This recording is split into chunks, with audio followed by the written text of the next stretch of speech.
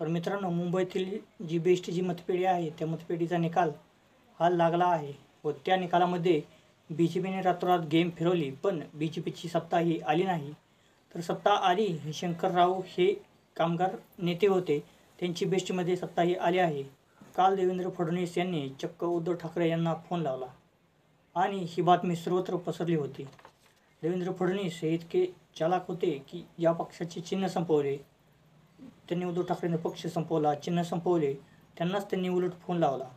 देवेंद्र फडणवीस त्यांनी त्यांना फोन केला आणि मोठे राजकारण आहे. देवेंद्र फडणवीस यांनी त्यांना फोन केला, यातही मोठे राजकारण आहे. दिल्लीत निवडणूक सुरू झाली व सुरुवातीला बी जे पीला वाटलं की इंडिया आघाडी उपराष्ट्रपतीपदासाठी उमेदवार देणार नाही, पण ऐन वेळेला इंडिया आघाडीने उमेदवार दिला व देताना तो आंध्र प्रदेशमधला दिला आणि इथूनच खरं बी जे पीची हवा निघाली. दिल्लीमधील मोदी यांचे सरकार, बी जे पी हे स्वतःच्या बळावर सत्तेत नाही हे तर सर्वांना माहीतच आहे, पण दिल्लीच्या सत्तेवर मोदी बसलेले आहेत ते चंद्रबाबू नायडू, नितीश कुमार, एकनाथ शिंदे व यांच्यासारख्या अनेकांमुळे नरेंद्र मोदी हे पंतप्रधान या पदावर आहेत. आता इंडिया आघाडीने जो उमेदवार दिला तो सुप्रीम कोर्टाचे माजी न्यायाधीश हे आंध्र प्रदेशमध्ये जे चंद्रबाबू नायडू आहेत त्यांचे जवळपास 21 किंवा 22 खासदार आहेत. प्रादेशिक अस्मितेच्या नावाखाली जर चंद्रबाबू नायडूचे खासदार फुटले तर निकाल हा भयानक होऊ शकतो व निकाल जर आपल्या विरोधात गेला तर त्यात आपली जीत होऊ शकते. या भीतीमुळे बी जे पीने ज्या राज्यातील खासदार आहेत, आमदार आहेत त्यांना आपल्या बाजूने घ्या असा इशारा केला आहे.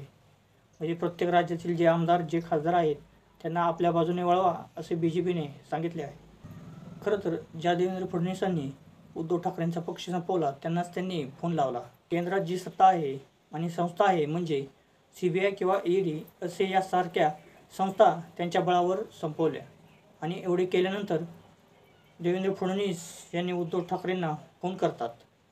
मला स्पष्ट एवढं सांगायचं आहे की तुम्ही बेस्टसारख्या मतपेढीचा संदर्भ घेऊन उद्धव ठाकरे यांचा गेम केला असे म्हणता आणि दुसरीकडे उद्धव ठाकरे यांना फोन लावून आम्हाला पाठिंबा द्या असे सांगतात. मात्र छोट्याशा मतपेढीच्या निकालावरून उद्धव ठाकरे यांना टार्गेट करता त्यांनाच उलट फोन लावून आम्हाला पाठिंबा द्या असं म्हणणे हे देवेंद्र फडणवीस यांचे काम आहे. तर मित्रांनो, तुम्हाला याबद्दल नेमकं काय वाटतं हे कमेंटमध्ये नक्की कळवा व आपल्या व्हिडिओला लाईक आणि सबस्क्राईब करा.